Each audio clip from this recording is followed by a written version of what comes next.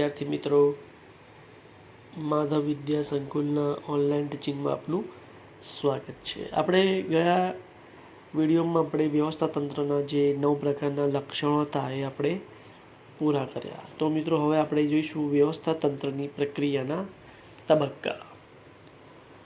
તો વ્યવસ્થા તંત્રની રચના એ એક વૈજ્ઞાનિક પ્રક્રિયા છે। અયોગ્ય રીતે રચાયેલું વ્યવસ્થા તંત્ર લાંબો સમય ટકી શકે નહીં અને તેવી રીતે રચાયેલ વ્યવસ્થા તંત્રની સાથે એકમ પણ ધીરે ધીરે નાશ પામે તેમ પીટર એફ ડ્રકર જણાવે છે। વ્યવસ્થા તંત્રની રચના દ્વારા કાર્ય કારણનો સંબંધ સ્થાપિત થાય છે। તેથી તેની રચના યોગ્ય ઢબે થવી આવશ્યક છે। અહીં કીધું કે વ્યવસ્થા તંત્ર એક એવી છે, એક વૈજ્ઞાનિક પ્રક્રિયા છે। તો જે અયોગ્ય વ્યવસ્થા તંત્ર છે એ લાંબો સમય ટકી શકે નહીં અને તેવી રીતે જે રચાયેલ વ્યવસ્થા તંત્ર છે એ ધીરે ધીરે નાશ પામે છે। તો તેવું પીટર એફ ડ્રકર જણાવે છે। તો અહીંયા કીધું છે કે વ્યવસ્થા તંત્રની રચના દ્વારા કાર્ય અને કારણનો સંબંધ સ્થાપિત થાય છે, માટે જ તેની રચના યોગ્ય ઢબે થવી એ આવશ્યક છે। તો આપણે પ્રક્રિયાઓના તબક્કામાં પહેલો તબક્કો જોઈએ, હેતુઓની સ્પષ્ટતા। વ્યવસ્થા તંત્રની રચના કરતા પહેલા એકમના હેતુઓ અંગે સ્પષ્ટતા હોવી જરૂરી છે। એકમે સિદ્ધ કરવાના મુખ્ય અને ગૌણ હેતુઓને આધારે વ્યવસ્થા તંત્રનું સમગ્ર માળખું ઘડવામાં આવે છે। એકમના હેતુઓને સુસંગત કયા પ્રકારનું વ્યવસ્થા તંત્ર ગોઠવી શકાય તે માટે હેતુઓની સ્પષ્ટતા એ વ્યવસ્થા તંત્રની રચનાની દિશામાં પ્રથમ પગથિયું છે।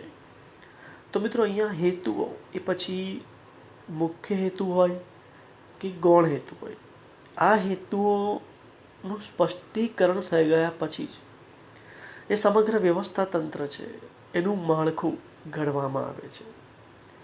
બીજું કે એકમ સાથે એકમના ઉદ્દેશ એકમના હેતુ સાથે સુસંગત હોય એ પ્રકારનું વ્યવસ્થા તંત્ર ગોઠવવું પડે છે। એટલા માટે હેતુઓનું સ્પષ્ટીકરણ એ વ્યવસ્થા તંત્રની રચનાની દિશામાં પ્રથમ પગથિયું ગણાય છે। બીજું છે કાર્યોની યાદી।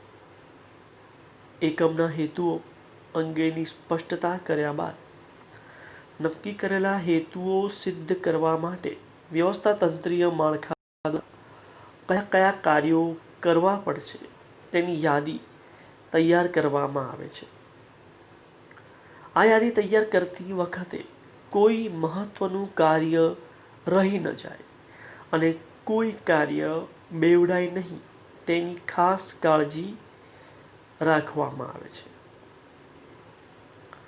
તેથી જ કાર્યોની યાદી તૈયાર કર્યા બાદ તેના પર પૂરતી વિચારણાને આધારે જ આખરી વિભાજન થવું જોઈએ। તો મિત્રો કાર્યોની યાદી તૈયાર કરવામાં આવે છે। હેતુ સ્પષ્ટ થઈ ગયા પછી શું કરવા? કાર્યોની યાદી તૈયાર કરવામાં આવે છે, જેથી કરીને મહત્વનું કામ છે એ બાકી રહી જાય નહીં અને કોઈ કાર્ય છે એ બે વખત ના થઈ જાય। ઘણી વખત આપણી પાસે કામની યાદી હોય નહીં તો એકનું એક કામ બે વખત થાય છે અને મહત્વનું કામ કરવાનું હોય એ બાકી રહી જાય છે। તો આવું ન થાય એના માટે કાર્યોની યાદી તૈયાર કરવામાં આવે છે અને એના આધારે પૂરતી વિચારણાને આધારે જ આખરી વિભાજન થાય છે। માટે કાર્યોની યાદી એ મહત્વની પ્રક્રિયા ગણી શકાય। નંબર 3, કાર્યોનું વિભાગીકરણ।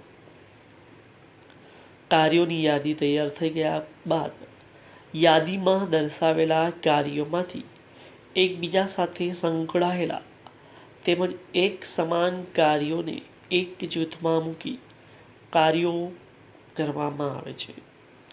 કાર્યોને વેચાણ વિભાગ, ખરીદ વિભાગ, હિસાબ વિભાગ વગેરે વિભાગોમાં વિભાજિત કરી શ્રમ વિભાજન અને વિશિષ્ટીકરણ અપનાવી શકાય છે. વિભાગીકરણ માટે એકમના સ્વરૂપ અનુસાર, ભૌગોલિક વિસ્તાર અનુસાર, કાર્યાનુસાર વગેરે પ્રમાણે પણ વિભાજન થઈ શકે છે. દાખલા તરીકે, સમગ્ર દેશમાં વસ્તુનું વેચાણ કરતા એકમોનું વિભાજન પૂર્વ, પશ્ચિમ, ઉત્તર, દક્ષિણ જેવા ઝોનમાં વહેંચી શકાય છે. તેવી જ રીતે કાર્યાનુસાર વેચાણ વિભાગમાં વિજ્ઞાપન કરવું, પેકિંગ કરવું, વિતરણ કરવાનું કાર્ય વગેરે બાબતોને આધારે વિભાગીકરણ કરી શકાય છે. મિત્રો, વિભાગીકરણ એટલે અલગ અલગ વિભાગોમાં કાર્યની વહેંચણી કરવી. એ પછી ભૌગોલિક સ્થળ અનુસાર હોય કે ઉત્તર ઝોન, દક્ષિણ ઝોન, પૂર્વ ઝોન કે પશ્ચિમ ઝોન. પછી અલગ અલગ વિભાગમાં પણ હોય છે ખરીદ વિભાગ, હિસાબી વિભાગ, વેચાણ વિભાગ વગેરે. એમાંય પાછા પેટા વિભાગની વાત કરું તો વિજ્ઞાપન હોય, પેકિંગ હોય, વિતરણ હોય, એ બધું વેચાણ વિભાગમાં એનો સમાવેશ કરવાનો હોય છે.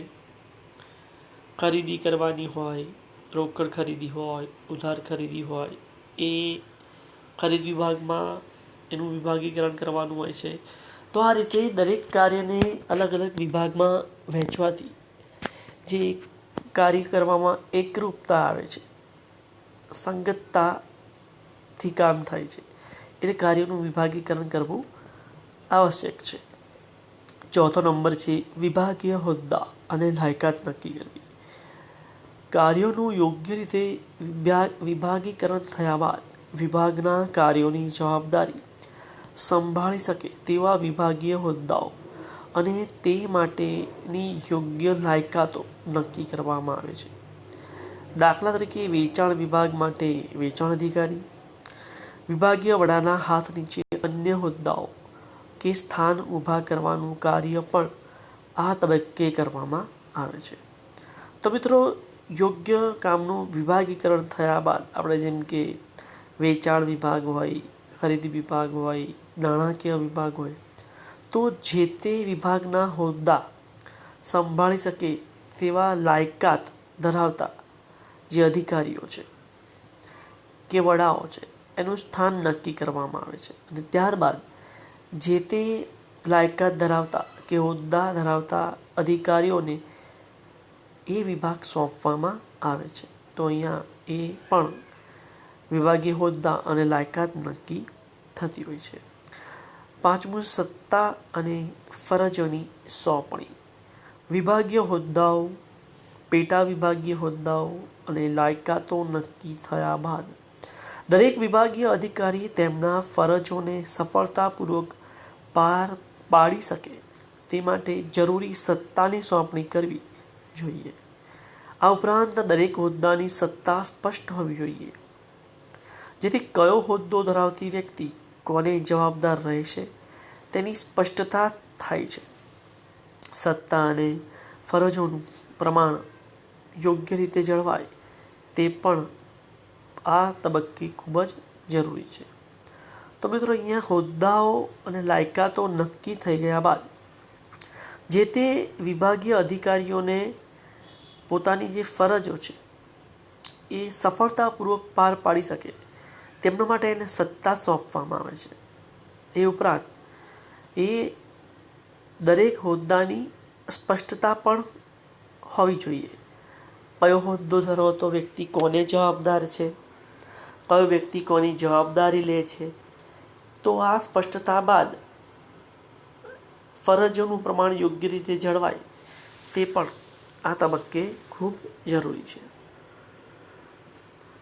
એટલે સત્તા અને ફરજોની સોંપણી. નંબર 6 છે આંતર સંબંધોની સ્થાપના. વિવિધ વિભાગીય હોદ્દાઓ ધરાવતી વ્યક્તિઓને તેમની સત્તા અને ફરજોની સોંપણી કર્યા બાદ તેમની વચ્ચે આંતર સંબંધોની સ્થાપના સ્પષ્ટ રીતે થાય તે જરૂરી છે.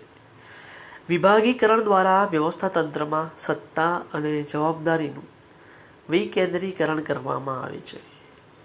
પરંતુ આ વિકેન્દ્રિત